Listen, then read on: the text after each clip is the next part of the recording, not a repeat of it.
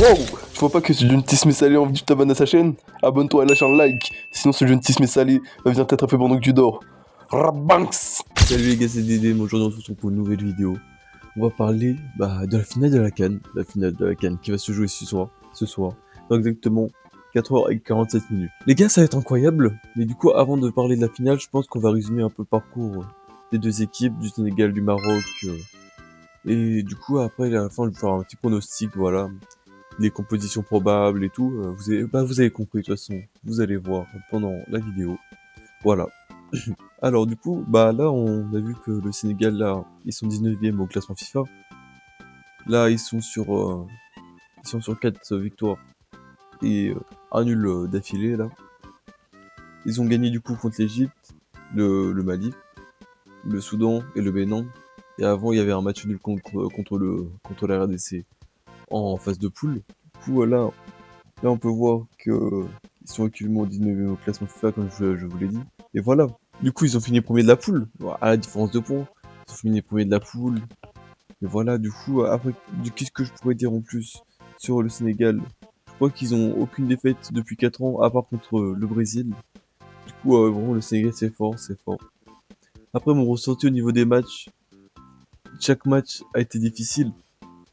D'abord contre la RDC, ça a été difficile. Contre le Bénin, je sais pas comment dire. Mais ils auraient pu faire mieux. Je pense que le Sénégal aurait pu se planter pendant le match Sénégal-Bénin.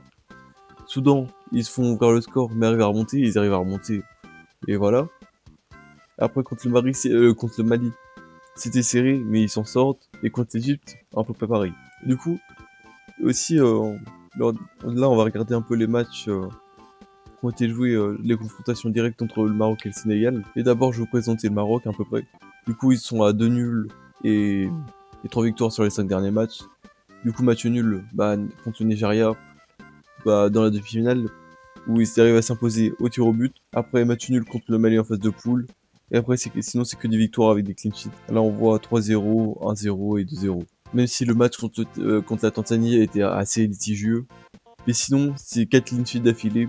Du coup, une bonne défense d'après ce qu'on voit, hein, d'après les statistiques. Du coup, 11e au classement FIFA, comme on peut le voir. Brahim Diaz avec 5 buts pendant cette CAN. Du coup, il a marqué pendant... Non, il a pas marqué. Du coup, il a pas marqué le dernier match, mais il a marqué pendant tous les matchs, sauf la demi-finale du coup. Et du coup, on peut voir qu'ils ont fini premier de leur poule avec 7 points. Le Mali, après, on voit qu'ils ont gagné 0 match, mais ils arrivent à se qualifier avec 3 points. Et voilà. Après, du coup, maintenant, on va parler en termes de statistiques, de confrontation directe. Du coup, l'avant-match, déjà, on peut voir que la cote sur Unibet est de 3,75 pour une victoire du Sénégal, alors que pour une victoire du Maroc, elle serait de 2,30. Donc assez serré, mais le Maroc a l'avantage, quoi. Et du coup, on voit un match nul à 2,65. Après, on peut voir le stade. C'est le stade Prince Moulay Abdallah à Rabat, du coup au Maroc. Il a une capacité de 68 700 places. Et du coup, ce sera sur gazon. On voit la météo 8 degrés, un peu pluvieuse. On l'a vu pendant toute cette canne. Après, on voit les meilleurs buteurs des deux côtés. Brahim Diaz, du coup, avec 5 buts et Sadio Mané. Et du coup, voilà, on peut voir aussi les derniers matchs, mais je vous l'ai déjà dit avant. Là, après, ici, les compositions probables, même si ça peut différer, hein, ça peut clairement différer. Et même le 4-3-3, ce sera sûrement pas un 4-3-3 des deux côtés, hein. Mais voilà. Du coup, on peut voir Sadio Mané, on peut voir Jackson, on peut voir Ndiaye, on peut voir Diouf, on peut voir Mendy. Et voilà. On peut voir Crépin Diatta aussi sur le côté. Après, on peut voir Seyibari ici, du côté du Maroc, Bounou, Bassina, Hakimi. Brahim Diaz et El Kaabi, on peut voir. Du coup, le match, il est à 20h. Du coup, honnêtement, ça va être serré, les gars, hein. Ça va être très serré. Je sais même pas trop quoi en penser. Mais de toute façon, j'ai un avis, hein. J'ai un avis, je vais vous le dire à la fin. Même si tous mes avis pendant cette canne. Bon, je pense qu'on va faire une vidéo exprès sur ça, hein, parce que tous mes avis ont été frauduleux pendant cette canne. C'est une dinguerie d'avoir des avis aussi frauduleux, hein. Les gars, tous mes pronostics. Je jure, aucun de mes pronostics n'est passé. Zéro. Mais faut avoir toutes mes vidéos. Je crois qu'il y en a zéro qui est passé. Bon.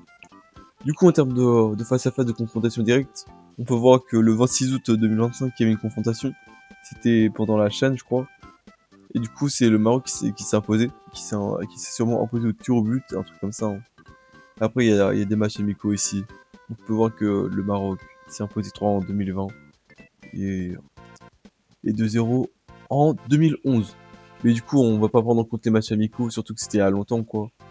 Et les matchs de la chaîne, c'est que les joueurs locaux, du coup, on n'a pas forcément d'informations sur les face-à-face. Mais du coup, je pense que je vous ai assez parlé de statistiques, etc. Je vous ai assez présenté. Maintenant, je vais vous parler de mon ressenti sur cette rencontre. Ça, les gars, ça va être très équilibré. Ça va être très équilibré. Je pense que première mi-temps, ça va, ça va être à l'avantage du Maroc. Je pense qu'ils vont marquer un ou même deux buts. Et le Sénégal aussi vont y répondre, genre ils vont marquer un but. Du coup, je pense qu'à la fin de la première mi-temps, il y aura 2-1 pour le Maroc.